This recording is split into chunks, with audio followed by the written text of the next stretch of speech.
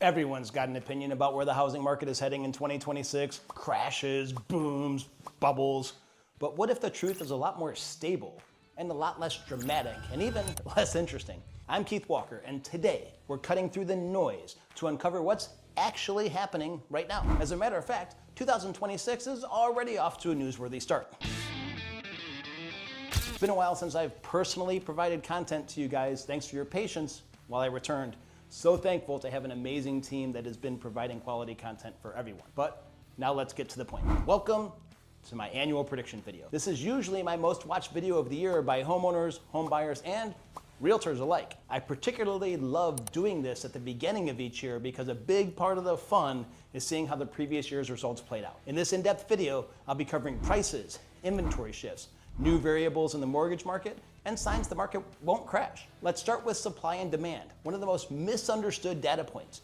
People keep saying there are no buyers out there. And yes, demand isn't what it was during the COVID rush, but demand is up. Mortgage purchase applications, a true measure of near future activity, has been trending upward month over month and year over year for more than 6 months. Sales are down 53% from the post-pandemic peak, but they're up 27% from 3 years ago. Supply's been historically low over the past 3 years. A big factor is the lock-in effect. Homeowners with 3% mortgages who have little incentive to move because their current payment is too good to give up. And did you know 79% of homebuyers are also home sellers? We're also seeing inventory rise, bringing more options and more activity. That's a good thing. And no, this is not 2008 all over again.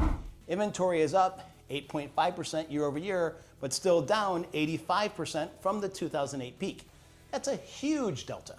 For a market crash, we need a lot more than that. A quick disclaimer.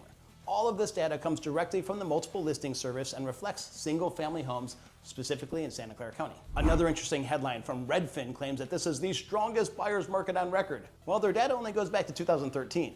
And for Silicon Valley, the market's actually quite healthy. And in my decades of experience here, I can confirm that these calmer cycles are necessary to maintain long-term appreciation after experiencing those wild 20, 30, 40 offer markets. To be completely forthcoming, this has been a pretty balanced market and pretty flat overall last year, which is exactly what I predicted. And it's the best start to a year in quite a while. Pending weekly sales are at multi-year highs, purchase application data is at multi-year highs, and price cut percentages are slowing year over year. The overall data curve started improving around mid-June 2025, and that trend has just continued. Of course, always keep in mind that we're in Silicon Valley, one of the nation's unicorn markets with significant regional variations. And remember, regardless of where you're located, certain homes will sit longer due to specific factors like location, school, size, or detractors such as power towers or busy streets. The big question is, what's happening next? Since affordability is still tight and the lock-in effect remains strong, the market will continue to be influenced by interest rates. There's no surprise there. But let me break it down. There are 3 parts to affordability: home prices, which have been steady, wages, which are increasing, and interest rates. That means the biggest potential variable this year is mortgage rates, though predicting rates is really a fool's errand. I heard someone say forecasting mortgage rates is like trying to predict next year's weather. It may sound confident, but it's nearly impossible to be precise. Rates started the year around 6.25%, briefly touched 5.99, and are currently hovering near 6.1% at the time of this video. That's a full percentage lower than last year and 2 points down from 2 years ago, a 33% improvement. Still waiting for 3% interest rates? Fold that up, set it on fire, and throw it over your shoulder. We'll probably never see that again, and if we do, refinance immediately. So, flat housing and increasing wages plus lower rates equals small but real improvements in affordability. It's not huge, but it's progress in the right direction. Keep an eye on mortgage-backed securities. I'll have a full video on that later. Despite the news cycles and volatility, the housing market remains remarkably stable. Once again, stability and comfort. Now, if rates drop closer to 5.75%, expect a true surge in activity. More competition, stronger pricing, and renewed movement from locked-in sellers who finally see the gap as a small enough one to make a move. That would open up more entry-level homes and revitalize trade-up activity while sideline buyers jump back in the market to chase that dangling carrot. Home sales should climb.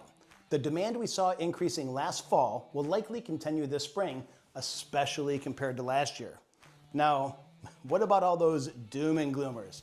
You've probably seen the headlines, active foreclosures are up 20%. If that caught your attention, take a breath and look at the full picture. That increase reflects the lifting of a moratorium on FHA and VA loans, which is normal, and those numbers have already stabilized. Nationally, foreclosures remain 40% below pre-pandemic levels, and delinquencies are still trending downward. Also, less than 2% of all purchase loans in Santa Clara County fall into that category. Simply put, there's no forced selling. Affordability is improving gradually, and local homeowners are sitting on near record levels of equity. Our market remains one of the strongest in the nation from an equity standpoint. Last year, a lot of people focused on extremes. I stayed focused on data and trends, and once again, that approach paid off. Everyone's going to appreciate another normal housing market. In fact, housing affordability is now the best it's been in 4 years. A boring housing market is something we can all enjoy. Boring and normal build future appreciation. Just dig into the data. Reading and understanding the details always beats relying on snippets and sound bites that lead to uninformed conclusions. So while others keep chasing headlines, I'll keep chasing the data, because boring markets often build the strongest wealth. As always, I'm here to educate and navigate, not speculate and fabricate. Keep watching. The story of 2026 is just getting started. If you made it this far, thank you, and don't forget to like and subscribe. Happy 2026.